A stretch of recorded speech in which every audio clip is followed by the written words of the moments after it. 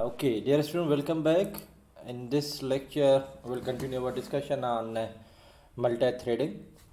I think we have covered most of the theoretical part of multi-threading, and we also saw one example how thread is created and how it is executed.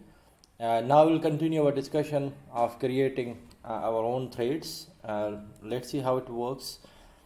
Now, creating a thread, there are actually two alternate. One is by implementing runnable interface, and another one is by extending from the thread class. Both of them are actually two options. You can create your own thread.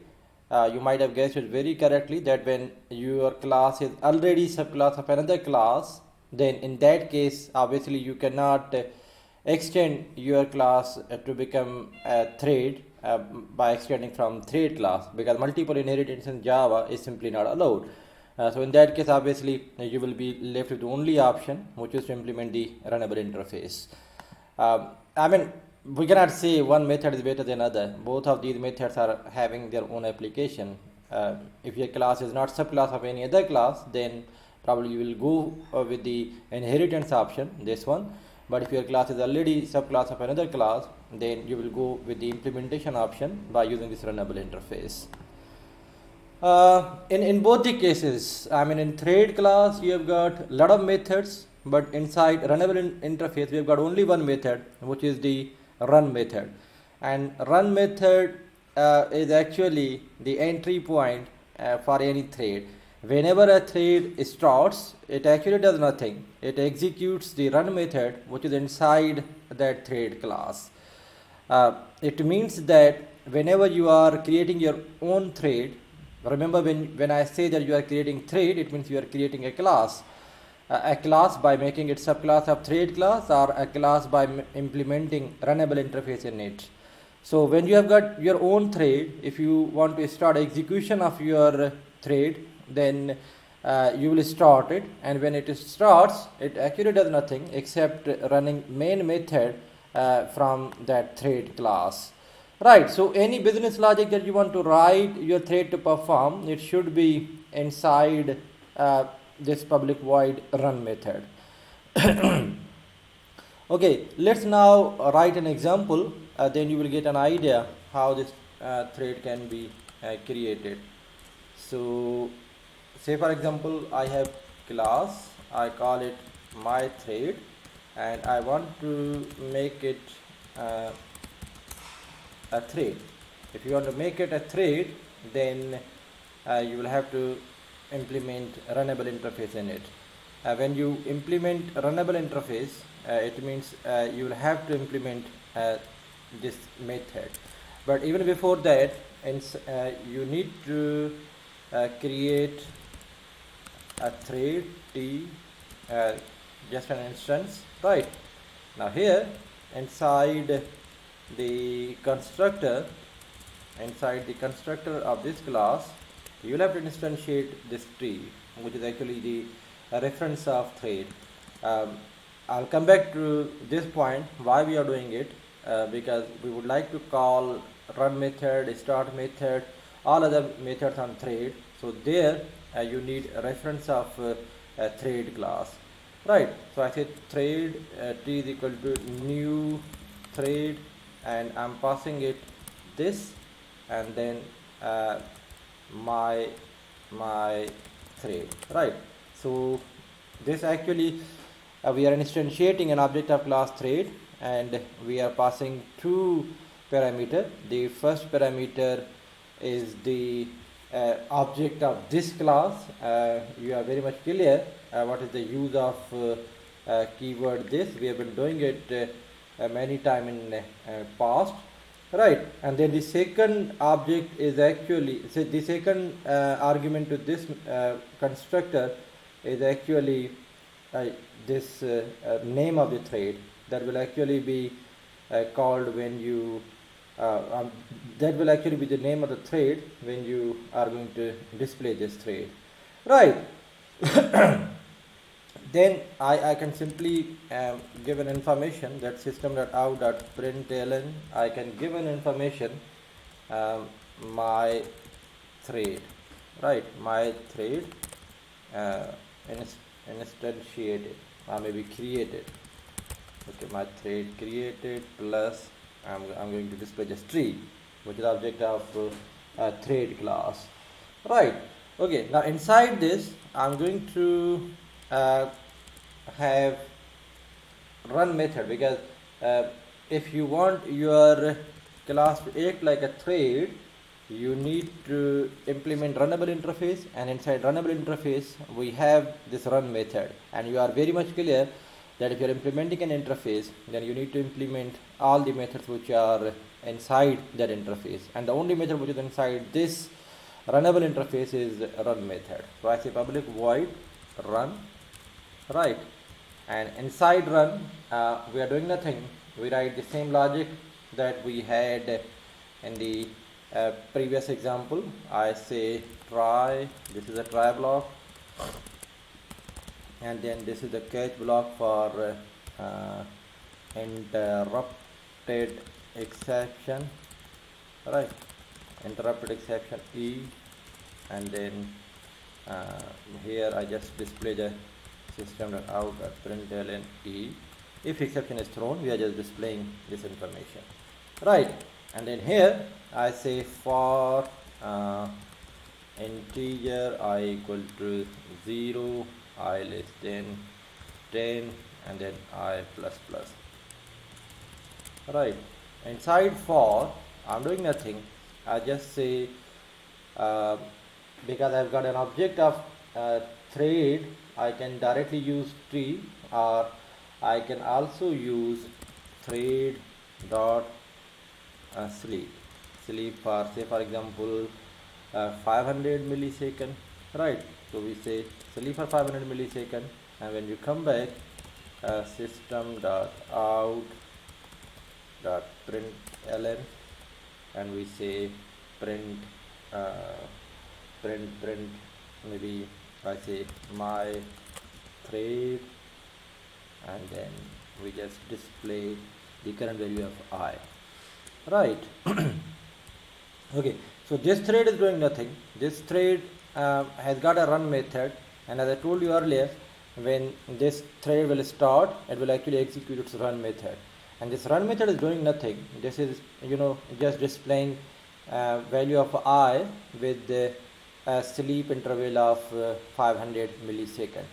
Now when this try and catch ends, the next thing that we will be doing is nothing except I display a message. So I can write here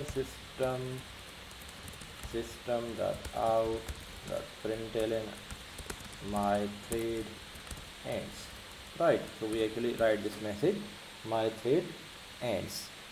Okay, here is the closing of both. So I have created my thread that implements runnable. When you are doing this approach, you need to have an instance of thread class. We need it because we will be calling start method on this, and then I say t is equal to new, and we are passing object of this class, which means that we want to make this class as a thread, and then also passing the second argument, which is a string, which acts like a name of this thread, right? And then we just display the message. You will see that when you display my thread created, it will display this name, right? Then because we are implementing runnable, so we have this we are overriding run method. Inside run we have got a try, and we have got a catch block, because this sleep method, when you call, it will throw a checked exception, which is interrupted exception. You will have to provide try and catch block for that. And inside this try block we run a loop for 10 times with a sleep interval of 500 millisecond, and every time after awakening we are just displaying the value of I. And when this loop ends, try ends, and then we just display this message, right? Okay, now what I'm going to do, I'm going to save it in my thread.java multi-threading. Yes, my thread.java, my thread.java. Okay, So save as inside multi-threading, right? CMD CD to here, then I need to say path equal to C, program file, Java, JDK, bin, right? Okay, Java C is working, CLS, I go to D drive, Java C, my thread.java. Okay, it has to be implements, not implement but implements, right? The keyword is implements. Java C, there is a semicolon missing, expected, my thread created. Okay, I need to give here semicolon, right? Java C, you know it has been compiled, and you need to understand we do not have any main method inside this file, so I cannot execute it. Now what I'm going to do, I'm going to have another notepad. Here I say I have class I call it main thread. I call this class main thread. Inside the main thread I'm going to have a main method, right? Public public void main string arg, right? Inside this I say thread t equal to new thread, right? Its name, you know, by default it is main thread, right? And then I say empty, I mean this is thread, and then here I'm going to create object of my thread, right? I call it maybe empty equal to new my thread. So I'm actually creating object of this class, right? Now when I'm here I actually say empty dot t dot start. Remember this t is actually instance of thread, right? So I'm writing here empty.t.start. It means I'm calling start method from thread class, and because to this thread class I have already passed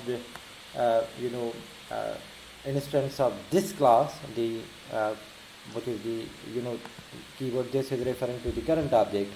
It means that current object I have already passed to the thread class, which means that this tree empty here is actually representing the thread which we have just created, right? Now remember, when you call start method, it is very interesting, you are calling start method, although you have not overridden start method here, but still you are calling start method. Now remember, when you call start method, it will by default call the run method. You don't need to explicitly call the run method, but you just need to call start method. It will eventually push thread into the start state, and when it is in the start state, if CPU is giving it some time, then its run method will be automatically start. I mean, at that stage when CPU allocates some time to this thread, this will move from start state to the run state, and when it is in run state, it means it will call the run method. Remember, you don't need to explicitly call run method, you just need to call start method. When you call start method, your thread will go into start state. When it is in start state, we mean that the thread is ready to be started, but obviously it cannot immediately start. Maybe that in the pool CPU have got another 50 threads, so this thread may not be immediately getting CPU time. So that is the reason why your thread will go into the start state, not in the run state immediately, but it will go into the run state automatically when CPU allocates some time to it. And when CPU allocates it some time, it means that its run method will start. And when its run method will start, it is displaying value I sleeping for 500 seconds, value I sleeping for 500 seconds, and so on. Right? Okay. Now along with that, what I'm going to do inside in this try, inside in this main thread, I say catch interrupted exception E, right, and then I say system dot out dot println. I just display E, right. So inside main, I'm going to do this arrangement so that main thread actually ends after the thread which we have created from main, right. So for integer I equal to 0, I less than 10, I plus plus, right, and every time when we enter inside we actually sleep, right, thread dot sleep for 1000 milliseconds, and when you come back from sleep you just display system dot out dot println and we display I, we display the value of I, right. But here I also want to write who has written it, main thread, right, main thread has written value of I, right.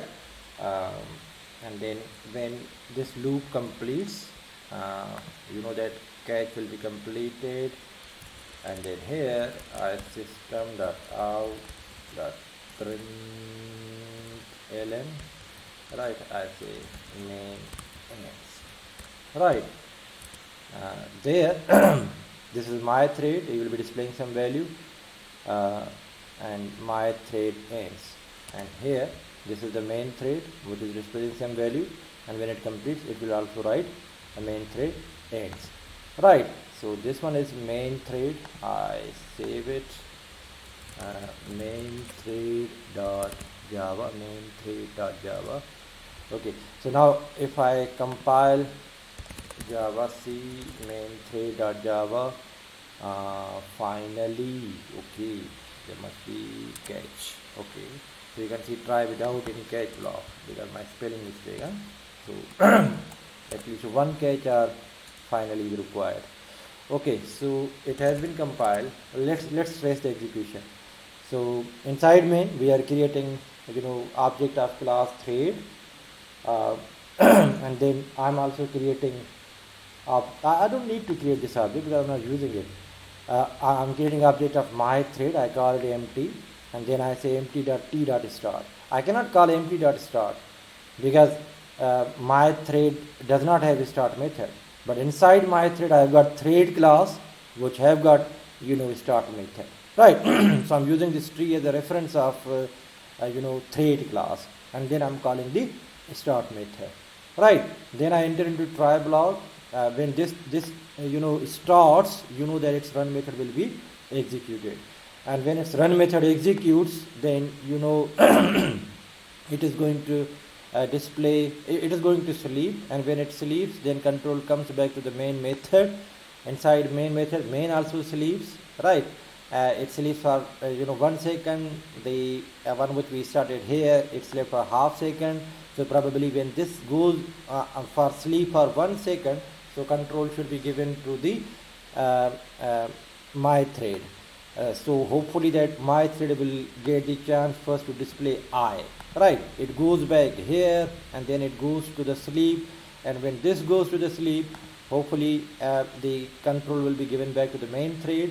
By that time hopefully main thread has wake up, it will display I and then goes back here, and then it goes to the sleep. So you can see this is kind of sharing CPU time. This is kind of, we have got now two threads, one thread which is the main thread which has actually created my thread, and my thread is our own thread which actually display the value and sleep for half a second. And I have deliberately kept this value bigger than the my thread value because I want that main thread should stop, should end after all other threads have been created, right. I mean, in this example we are doing this jugaad, but there is a very efficient mechanism of doing it, because remember main thread has actually created my thread. If main thread ends before my thread, it means my thread will also be ended automatically. In that case maybe main thread might have not completed its execution, but because the thread which created it has died, has ended, so obviously my thread will also end. We'll do this experiment.